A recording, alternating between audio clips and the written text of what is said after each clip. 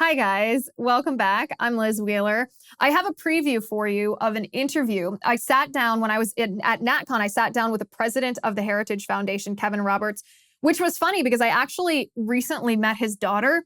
I spoke at the University of Dallas in Texas, and the event was partially hosted by his daughter. So it was a funny coincidence that I had met her a month or two ago, and then I sat down and talked with her dad. He's doing great work at the Heritage Foundation, by the way.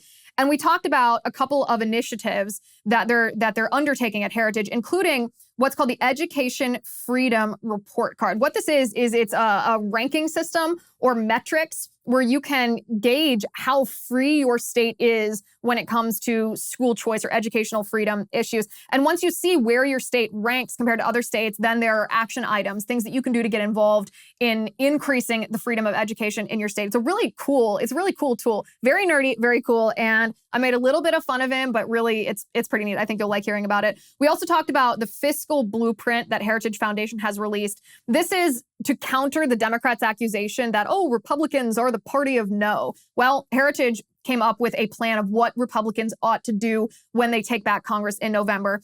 And then perhaps most importantly of all, we talked about Schumer's gay marriage bill that is currently stagnating in the Senate. They aren't going to vote on this bill until after the midterms, perhaps thanks to the efforts of the Heritage Foundation and what all you guys have done talking to your senators. But Dr. Roberts and I talked about how this bill in reality isn't about gay marriage. It actually targets us as people of faith. So if you want exclusive early access to interviews just like this one, please join us on the Liz Wheeler Show community on Locals. That's lizwheelershow.com/locals. In the meantime, I hope you enjoy this interview.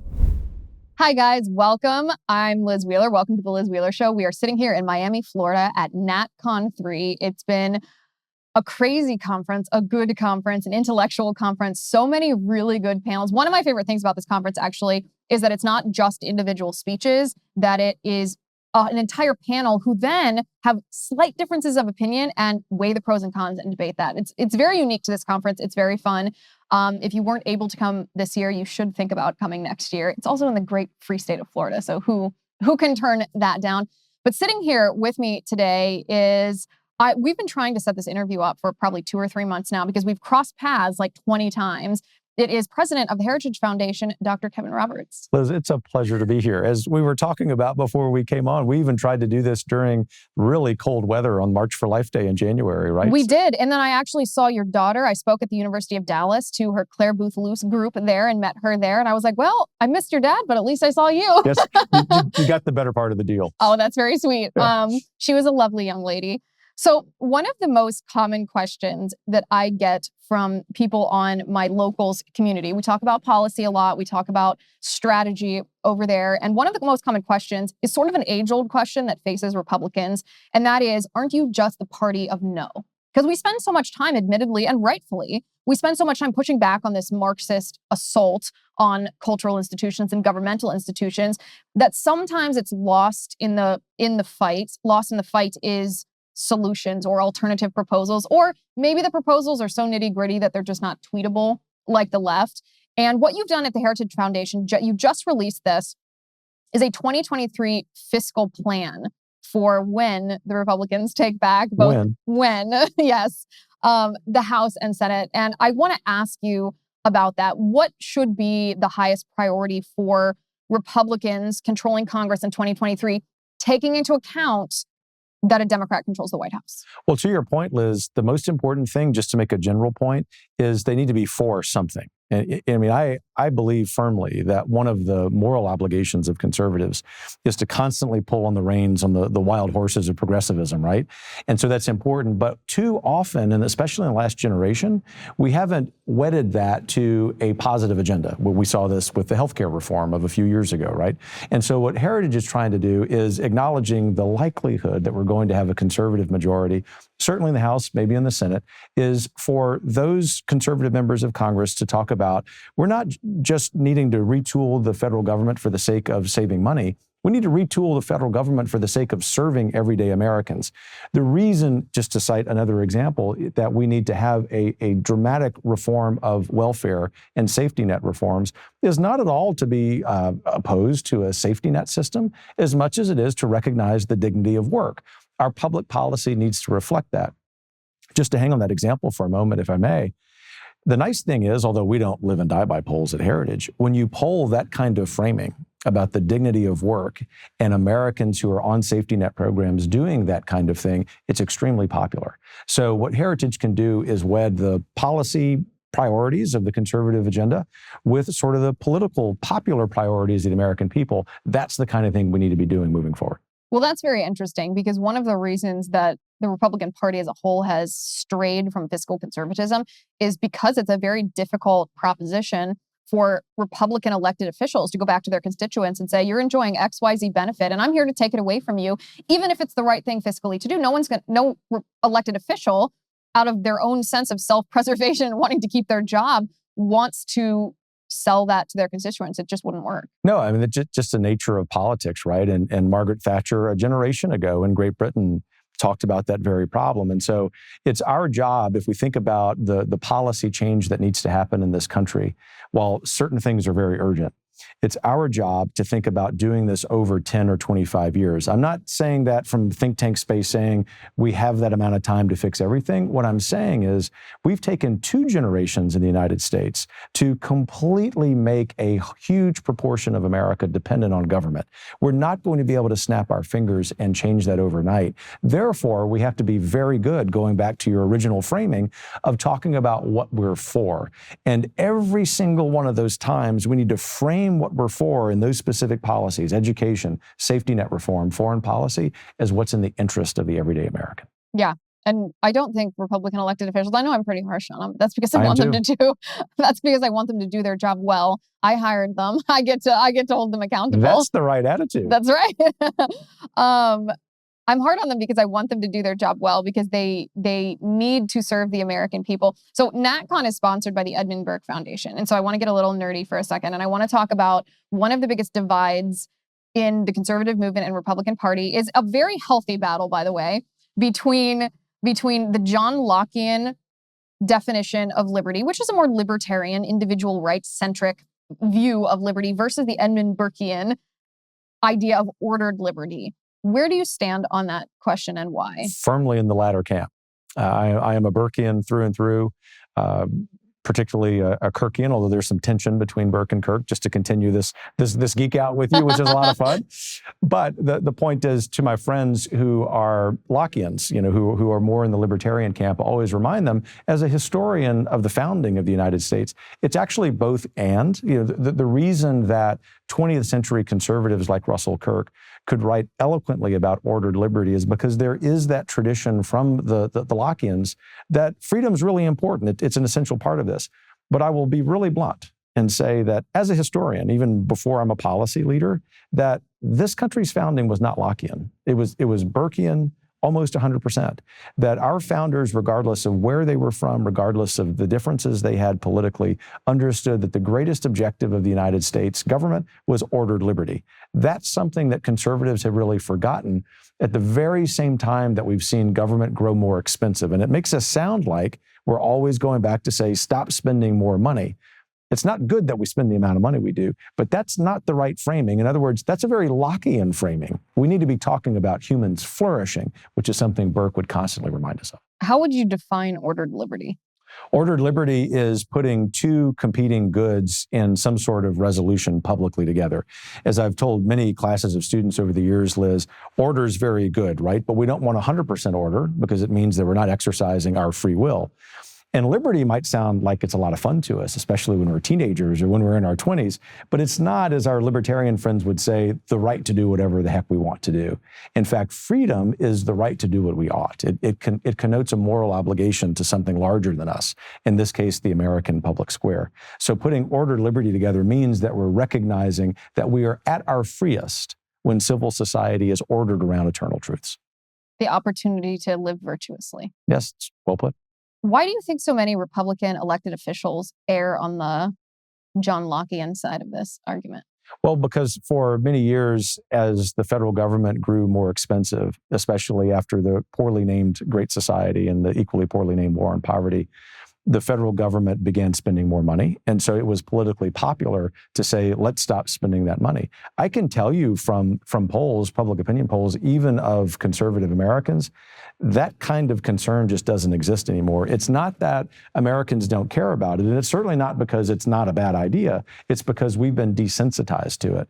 And so the reason, in short, is because it was politically popular, but it no longer has that political cachet, if you will. That's all the more reason for us to talking about the effect of that overspending on our everyday lives, which is very clear. Like the moral aspect of it, the rightness or the wrongness versus just the practicality. That's exactly right. It's also, I think, because we're so prosperous as a nation. Our grandparents were raised in a nation where they understood that if you weren't fiscally responsible, the catastrophic effects it could have. And at least my generation doesn't fully grasp that because they never lived it. Yeah, that's right. Because even Americans who grow up in working class families generally have access to credit, generally have access to credit cards. So there isn't that. I mean, this is just what I like to call a sidewalk level understanding of human behavior, right? Our politicians reflect that reality. They, as Tocqueville would remind us, if you have a problem with politicians in the United States, you might want to look in the mirror. Exactly. Well, you're the one that put them there. Okay, let's talk about the culture wars for a second, because this is my other theory on why so many Republican elected officials err on the side of libertarianism, because it's very difficult and uncomfortable to talk about social issues, to talk about cultural issues, whether that be abortion, whether that be gay marriage, whether that be transgenderism. These are topics that evince a visceral response from people because everyone knows someone who's been touched by these topics. And Republicans have not done a very good job, except maybe in the past couple of years, fighting these culture wars. We've really surrendered them to the left. But right now we're facing something really serious in the United States Senate. We're facing Chuck Schumer's so-called Respect for Marriage Act. I call it so-called because it's not respect for marriage at all. And this is something you won't hear a lot of elected Republicans. You won't hear a lot of conservative pundits talking about. But this bill is not just about codifying Obergefell into federal statute, making sure that gay marriage, that people can get gay married in any state that they want. It goes beyond this. And you're a big part of that fight. Tell me why you think it's so important and what the threats this bill pose, or what the threats are that this bill poses to American freedom and liberty. Look, a decade ago when I was president of Wyoming Catholic College, we rejected federal student loans and grants for one reason, and it was the advent of transgender ideology. And what we could see then 10 years ago was that this ideology would advance through American institutions to the point that those of us who have particular religious beliefs that don't include that, certainly love for any person, regardless of a cross that they may be bearing, but nonetheless, our faith is our faith, that in fact, one day we would get to the point where it would be impossible to be a person of faith and also acknowledge or agree with kind of the state religion. The point is, this bill would enshrine as a state religion things that are not true. We believe at the Heritage Foundation that a man is a man and a woman is a woman, and that people have the right to disagree with that. But most importantly, if you think about the thousands of years of tradition from which our country sprang, we also, as the first of our freedoms, have our religious liberty. I want to be really clear. There is no messaging around this bill. There's no way to put lipstick on this pig. This is not about being nice to one another. Americans are nice to one another. We're very tolerant people, perhaps the most tolerant in the world. This is completely focused on taking our rights away as people of faith. Because and tell me exactly the mechanism of this, the language of the bill. How does it infringe upon people's religious freedom? How would it affect you? How would it affect me? Yeah, whether someone is, say, working for a Christian school, or in my case, I lead a secular organization, but I happen to be a man of faith, leading just about everyone at Heritage, people of faith, that we would be forced to hire people to, even in public events, have people who would perhaps be very disruptive to what we're studying, what we're covering in a particular event. My gravest concern actually is with churches. You know, if we have, just to cite a couple of examples, a Baptist pastor in Minnesota who's talking about the truth of his faith. We have a Jewish rabbi in New York City talking about the truth of his faith. These are churches that would not be able to do that. And so the mechanism of the bill would disallow that from happening. I ran a Catholic school. I started a K through 12 Catholic school. It would have prevented us as a faithful Catholic school from adhering to our religious tenets. And so the lesson I learned from the courageous stance we took in Wyoming on this very issue was that Americans not of faith understand that if you take away religious liberty from those of us for whom it's important, you then as government can take away whatever you want. And I think that's a really important part of the messaging against this bill that more conservatives need to use. And the penalty is loss of tax-exempt status for churches and schools that rely on that. That's exactly right. And for people in your audience who may not be Roman Catholic, of course, you know, our faith or leaders of our faith can be really reticent about this because of how strict our faith is on these teachings. And I have close friends who are Catholic priests who are deathly afraid of this bill, not because they hate someone who is suffering from gender dysphoria. In fact, they would be great people to talk to who would love them and defend them. It would mean that, in fact, these churches cease to exist. That is not hyperbole. So Heritage, as a secular institution, sees a huge problem with this regarding religious liberty, but for that matter, Liz, the entire Bill of Rights. Yeah, I mean, when you read the language of the bill, like you look at the text, it's obviously the ulterior motive goes way beyond gay marriage or treatment of gay people, and it's a direct assault on people of faith. That's right. It's really shocking. I mean, all Republican senators, I did a whole episode of this on my show, all Republican senators should vote no. This actually shouldn't even be a conversation we have to have, since the Senate needs 60 votes in order to pass this. That would mean that 10 Republicans would have to vote with the Democrats. The fact that there are 10 Republicans who are considering this, I firmly request that they read the text of this bill and really study it, because this is not what it appears to be. I do as well. And I can tell you that there are a number of groups across the country of various faiths and some of no particular faith who are working to spread that message of common sense. As my scholars, my colleagues at the Heritage Foundation walk the halls of the Capitol, we could use some help. And this is, if I may be blunt, in the spirit of charity, this is a time for the conservative movement in America to stand up for common sense, for people of faith, for people of no faith. As I said, if this passes, this government is now able to do whatever the heck it wants to do. And obviously, none of us need that any more than we already have. No, I mean, the Biden administration made it very clear what they feel about anyone who is a Republican, what an ultra mega he calls us, which is a euphemism for domestic terrorists. So those are the people that will be in charge.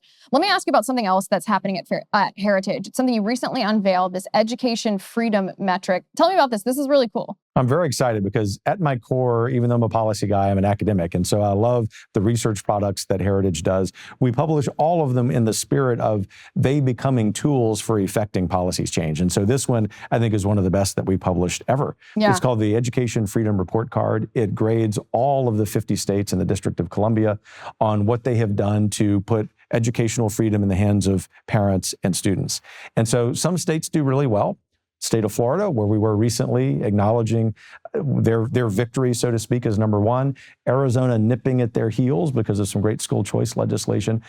People can see this at heritage.org, Liz, but really the spirit behind this, the reason that our scholars worked on this for several months, is so that it becomes a tool to affect change in your state. And so we would encourage you to take a look at that.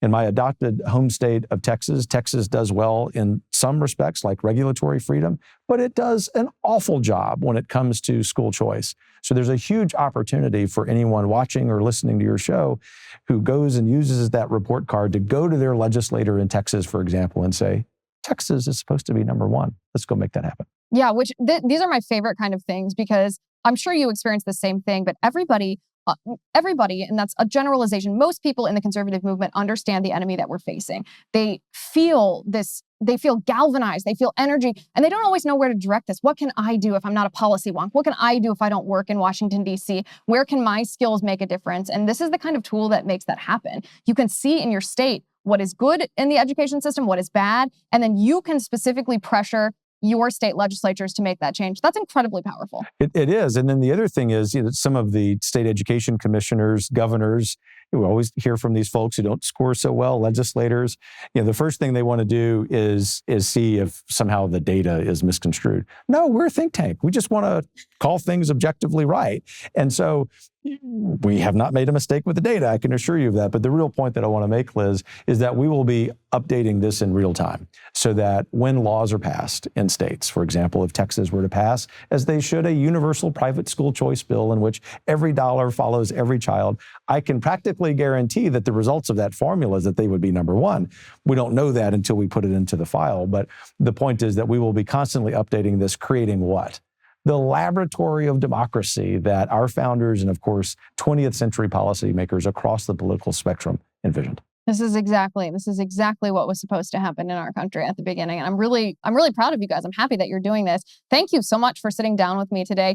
Thank you guys for watching. As always, if you want exclusive early access to interviews just like this one, you can join us on the Liz Wheeler Show community. On Locals, it's lizwheelershow.com/locals. If you use my promo code, which is access, you can get 1 month free on your annual subscription. That's lizwheelershow.com/access. Dr. Roberts, thank you for sitting down with me. Thanks for having me.